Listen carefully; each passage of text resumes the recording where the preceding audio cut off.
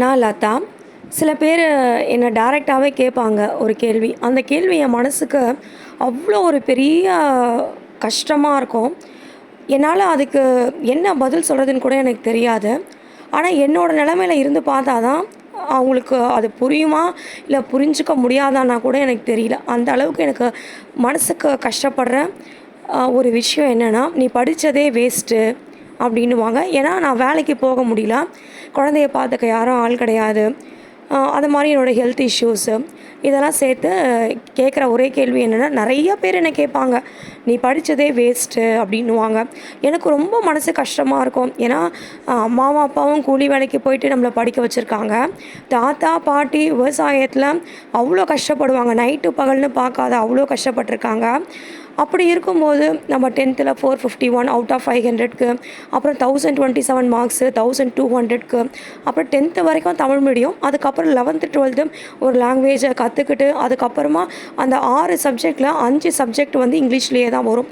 நம்ம அது வரைக்கும் ஃபுல் அண்ட் ஃபுல் தமிழ் மீடியத்தில் படிச்சுட்டு இங்கிலீஷில் போய் படிக்கணுன்னா அவ்வளோ கஷ்டமாக இருந்துச்சு. அப்படிலாம் கஷ்டப்பட்டு படித்து நம்ம ஒரு நல்ல நிலைமைக்கு நம்ம முன்னேறணும்னு நினைக்கும் பொழுது காலேஜில் அதுக்கப்புறம் பிஎஸ்சி மேக்ஸு உண்மையிலே என்னோடய டாட் சாரும் கிறிஸ்டியன் டார் அண்ணாவும், அக்கா வந்து பிஎஸ்சி ஸ்டாட்டிஸ்டிக்ஸ் படிச்சுட்டு இருந்தாங்க கிறிஸ்டியன் டார் அண்ணா கிளாஸில்.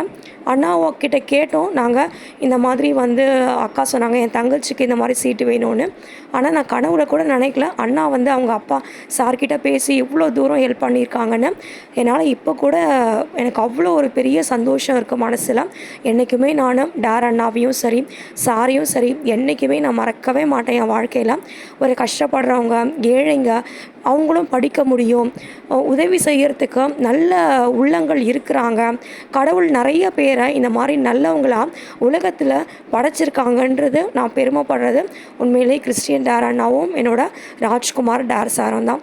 நான் ரொம்ப கஷ்டம், ஃபீஸ் கட்டவே ரொம்ப ரொம்ப கஷ்டம். அம்மா வேலைக்கு இந்த மாதிரி கூலி வேலைங்க அது மாதிரி தான் செஞ்சு கஷ்டப்பட்டு தான் படிக்க வைக்கிறாங்க. அதுக்கப்புறமா சீட்டு கிடச்சிது.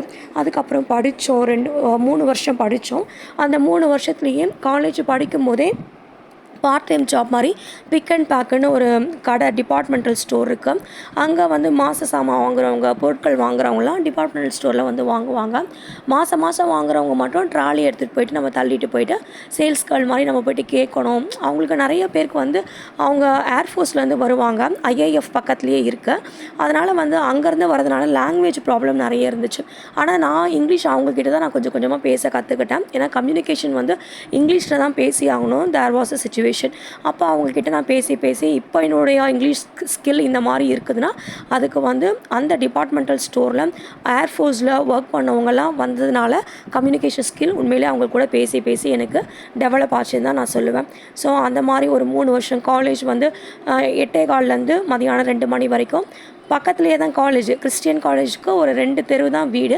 அதனால் வீட்டுக்கு போயிட்டு ஒரு 4 மணிக்கெலாம் மற்ற வேலையெல்லாம் கொஞ்சம் முடிச்சுட்டு 5 மணிக்கெலாம் டிபார்ட்மெண்டல் ஸ்டோருக்கு பார்ட் டைமுக்கு வந்துடணும். 5லேருந்து நைட்டு 9:30 10 மணி வரைக்கும் கூட நின்றுட்டே தான் இருக்கணும், உட்காரக்கூடாது. அங்கே இருக்கிற திங்ஸ் எல்லாம் துடைக்கணும், கஸ்டமர்ஸ் வந்து அவங்களுக்கு தேவையான பொருள் எடுத்து கொடுக்கணும், பில்டிங்ஸ் போடணும், இந்த மாதிரி நிறைய வேலைங்க இருந்துச்சு. அந்த வேலையெல்லாம் பார்த்து இவ்வளோ கஷ்டப்பட்டு படித்தோம், எம்பிஏ 2 டிகிரி முடித்தோம் கூட நம்மளை வந்து வேஸ்ட்டு அப்படின்னு சொன்னாங்க. அப்போ தான் நான் யூடியூப் ஸ்டார்ட் பண்ணி நம்மளுடைய எஜுகேஷ்னல் ரிலேட்டடாக மேக்ஸ் வீடியோஸை போடணும், எல்லாருக்கும் சொல்லிக் கொடுக்கணும், நம்ம படித்ததுக்கான அர்த்தத்தை தேடணும்னு நினச்சேன். நான் யூடியூப்பில் மேக்ஸ் வீடியோஸ் நிறைய போடுறேன். நிச்சயம் நான் ஜெயிப்பேன்.